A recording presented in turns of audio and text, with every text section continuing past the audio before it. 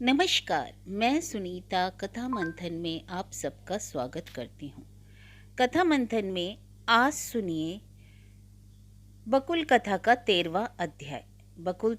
कथा से संबंधित पहले के अध्याय आपको हमारी प्लेलिस्ट से मिल जाएंगे, जिसका लिंक आपको एंड स्क्रीन और डिस्क्रिप्शन बॉक्स में भी मिल जाएगा। अन्य कहानी और उपन्यास का लिंक भी आपको वहाँ से मिल जाएगा, आप जाके चेक कर सकते हैं।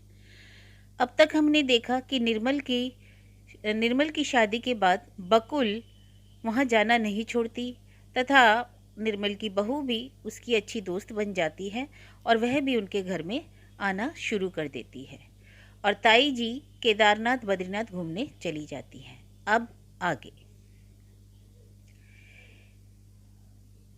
केदार बद्रीनाथ से लौटकर ताई जी ने देखा परिवार के जिस स्थान से वह खिसक गई थी वह जगह जैसे अब नहीं रही।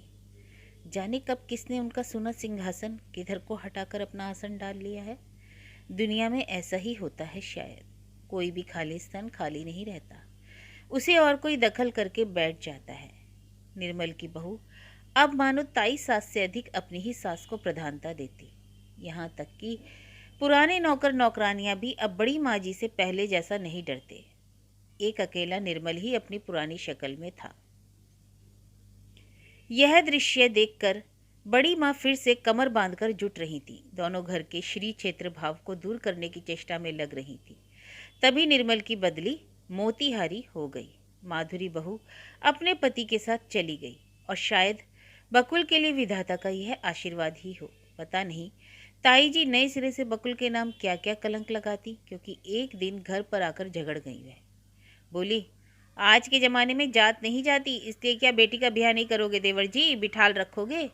प्रबोध चंद्र सिर झुकाए रहे, कुछ बोले ही नहीं और बोल भी नहीं सके। प्रबोध चंद्र ताई जी जब चली गई तो जी का सारा गुबार उन्होंने उतारा बकुल पर। खैर जाने दीजिए, अब उस पर सोचने की तो कोई बात नहीं। निर्मल उसके बाद बहुत दूर चला गया। मोतीहारी जैसा दूर नहीं, बहुत बहुत दूर। लेकिन कब कब बकुल उस समय कहाँ थी? वह क्या उस समय बकुल नाम की केचूर से ही लिपटी थी? नहीं, वह तब बकुल नाम के परिचय तक ही सीमित नहीं थी, एक नए नाम के हस्ताक्षर से फैल गई थी।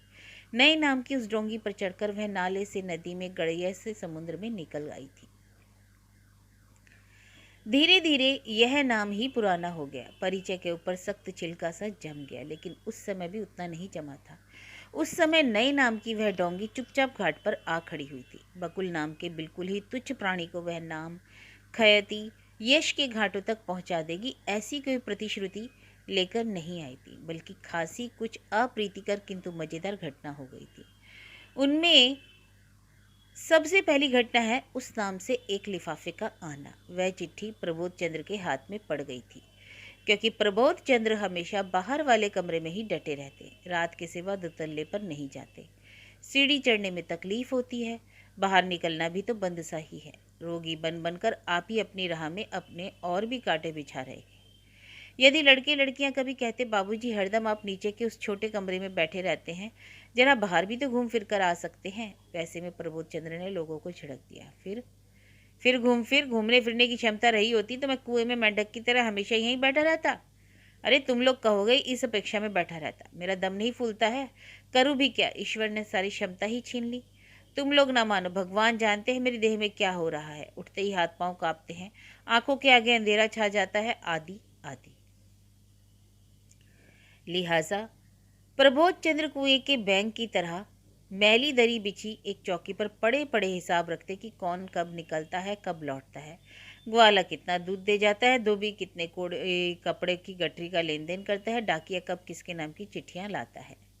अवश्य चिट्ठियां ही सबसे ज़्यादा आकर्षणीय हैं। डाकिए के हाथ से प्रायः झपट कर ही प्रबोध चंद्र उन्हें लेकर काफ़ी देर तक अपने ही पास रखते हैं। जिसकी है उसे तुरंत बुलाकर नहीं देते। यहाँ तक कि वह व्यक्ति यदि किसी कारण से कमरे में भी आ पड़े तो झट चिट्ठी को तकिए के नीचे छिपा देते हैं। क्यों? यह प्रबोध चंद्र खुद भी बता सकेंगे या नहीं संदेह है। संभवतः उनके सृष्टिकर्ता ही कहना चाहे कहें, लेकिन प्रबोध चंद्र यह जानते हैं कि चिट्ठी जिसके भी नाम की है, पोस्ट कार्डों को पढ़ लेना उनका कर्तव्य है, और लिफाफे का नाम पता बार बार पढ़कर अंदाज लगा लेना कि पत्र आया कहाँ से, इसे बदस्तूर जरूरी समझते हैं।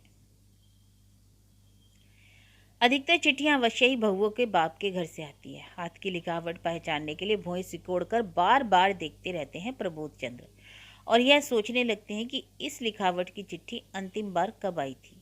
यदि जल्दी आई होती तो मुंह को टेढ़ा करके मन ही मन कहते, ओह बेटी के लिए जी कैसा उमड़ रहा है, रोज चिट्ठी, और मेरे अपने लोग, बेटियां, जमाई, बेटे, सब जो दिल्ली दरबार। प्रबोध चंद्र यही व्याख्या करते थे।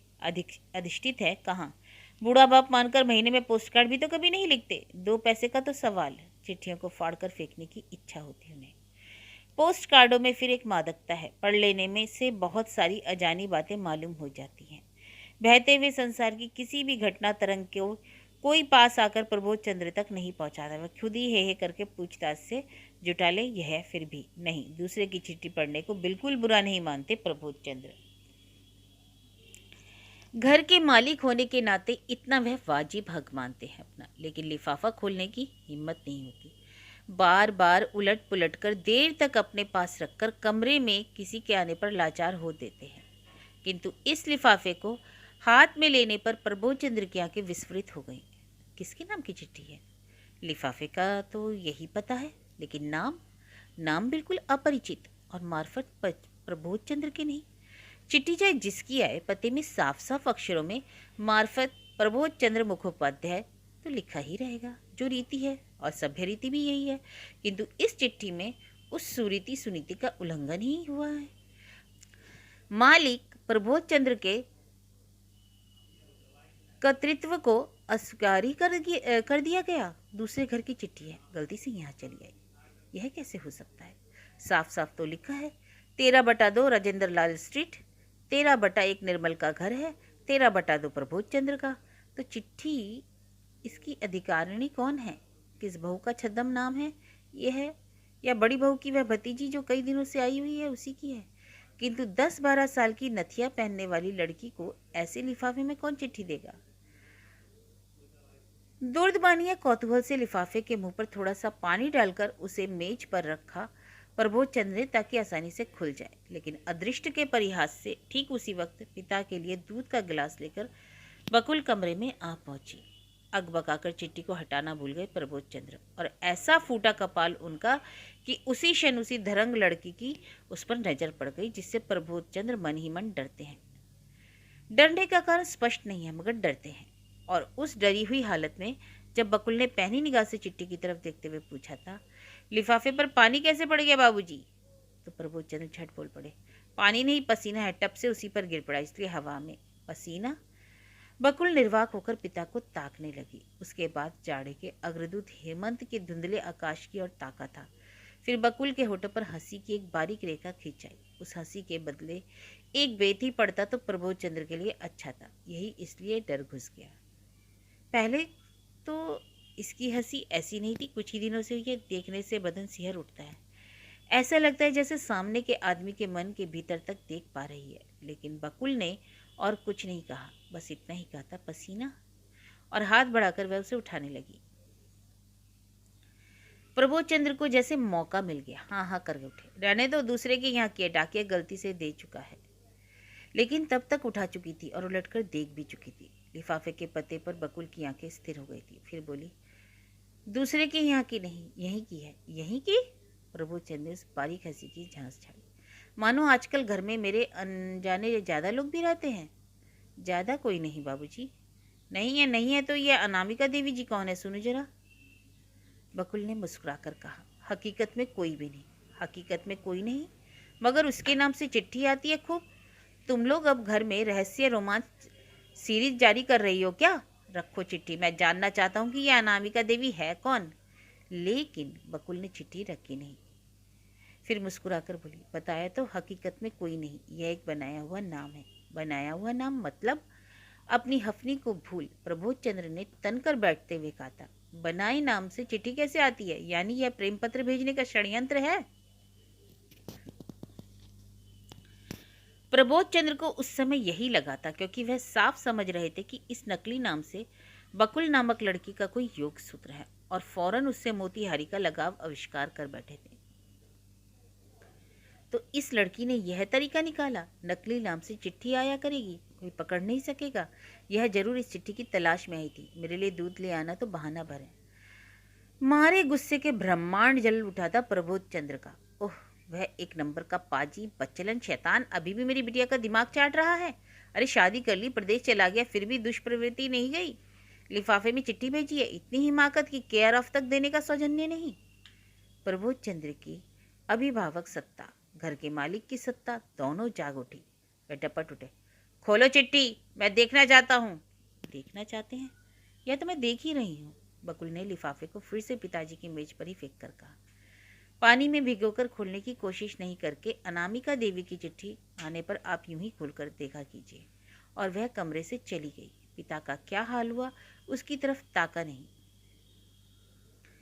किंतु कुछ ही दिन पहले तक बकुल आंख उठाकर बाप की ओर ताक भी नहीं सकती थी। हठात हठात उसे यह साहस किसने दिया? उस अनामिका देवी ने, जिसके नाम से किसी पत्र के संपादक ने लिखा था, आपकी कहानी स्वीकृत हुई, अगले अंक के लिए और एक कहानी भेज दें, आभारी हों। या कि निर्मल के ब्याह के सिलसिले में जो बकुल उद्घाटित हुई थी, उसी बकुल ने यह तय किया था कि पैरों तले की माटी कहाँ है उसे खोजना होगा। शायद उसे खोज भी लिया था उसने, इसलिए एक कॉपी के कोने में जाने उसने कब लिख रखा था।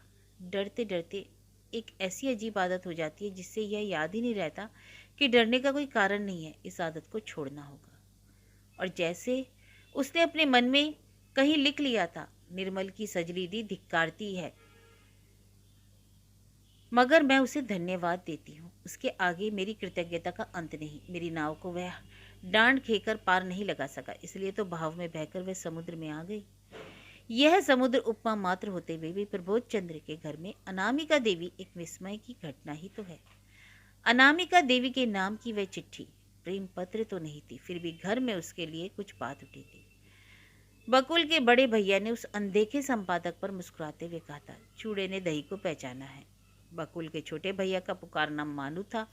बकुल पारुल उसी को छोटे भैया कहती। सुबल केवल सुबल था। वह तो अब महज एक नाम है, दीवार पर एक तस्वीर। वह रहा होता तो इतिहास कुछ और ही तरह का होता। सो उस छोटे भैया ने हंसकर कहा था, अरे लड़की है इसलिए रचना छाप दी, सुनते नहीं हो?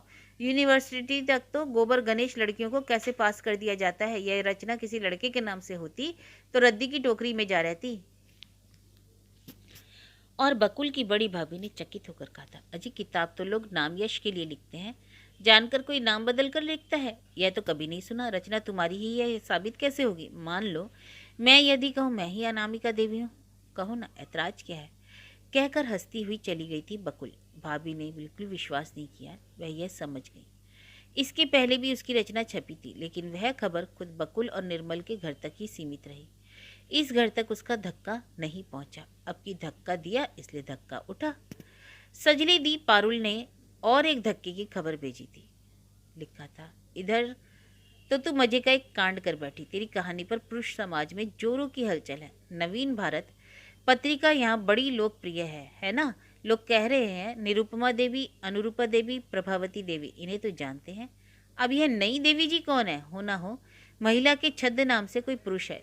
लिखने की शैली जैसी जोरदार है, यानी जोरदार होना पुरुषों का ही एकाधिकार है। तेरे बुद्धिमान बहनों ने लेकिन लेखिका का असल परिचय किसी को नहीं बताया, किंतु स्वयं तो वह जानते हैं। वह बेहद अपमान की जलन में जल रहे हैं। क्यों पता है? वह शायद उस कहानी के खलनायक के रूप में अपनी छाया देख रहे हैं।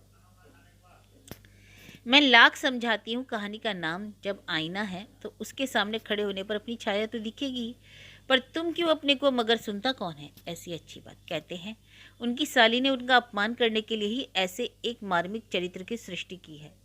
इस पर हंसकर कहना ही पड़ा, साली ने तब तो साली जैसा ही व्यवहार किया है। देख, तेरे अमल बाबू के सामने ग्राम्य भाषा का व्यवहार किया, इसके लिए छीछी मत करना। औरतों के मामले में बंगला भाषा कितनी उदासीन है, यह पग पग पर देख पाओगी। यानी जब लिखने बैठी है तो नजर आएगा ही। साले के लिए फिर भी संबंधी, बड़ा कुटुंब, दो एक शब्द है, लेकिन साली के लिए बहुत हुआ तो सियाली का छी। अरे कोई गुणवाचक शब्द खोज नहीं है।